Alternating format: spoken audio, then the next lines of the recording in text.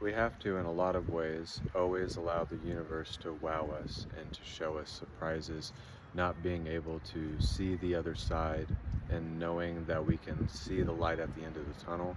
We can understand what is coming, we can be prepared for it, we can try to control and manipulate it and deceive it into submitting to us. But once we let go of that false attachment, of that regression, and we don't want to tap into that regression and fall backwards and take 4 steps back instead of 10 steps forward, then we have to recalibrate and find a different way to rewire the circuitry within our mindset, within our state of being.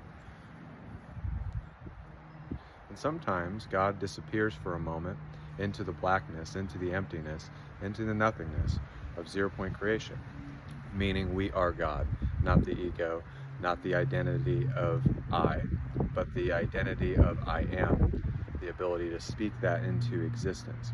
When you have that profound existence of doing that, then the universe opens up different portals and gateways of ascension, but also avenues of following through on different circumstances in your actions, the relationships that you apply towards the things that you're ambitious about and that you're goal oriented, because now you're moving into the direction of how you connect into success. Well, you have to be really, really happy.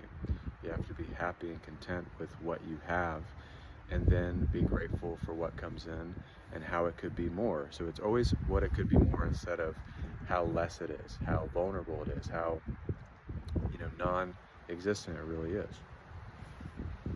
So when you think about every time that you've ever created, it's never been from the state of like, oh, it doesn't have just easy moments. It doesn't mean that you don't play on the hardest difficulty, but the game has many different rules that were meant to be broken. So a lot of us are always living with the false sense of like consequence, meaning we feel like we're always going to have like mommy and daddy like get mad at us. Like the universe is not a being of dominion. It's not here to demean us, it's not here to criticize us, but it's here to appoint us, to kind of see ourselves in who we actually are instead of what we're presenting falsely all the time. So sometimes there's many layers to how we can break free from the addiction of being ourselves, being the old self, being stuck in a time loop. And then we break free from that time loop, and then we enter into a different vortex of energy. It means that we've shapeshifted into the next reality. We have illuminated the next illusion that we can have, that we can possess, and that we are. But then we don't have any ownership with it because we know what 0 point creation looks like. It means like the emptiness of everything coming into being once again because we've replaced it.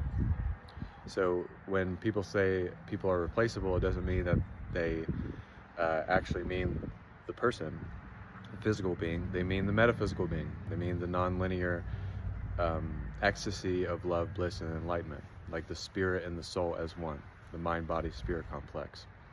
So it's not like we're replaceable. It just means we can replace the timeline experience or reality, or the meaning of it all, or the story that we had to go through as we were that energetic being.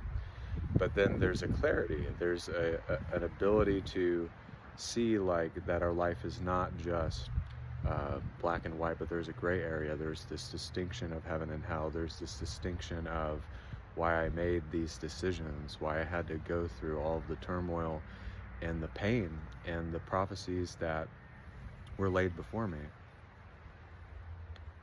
to see who I am at this moment in time.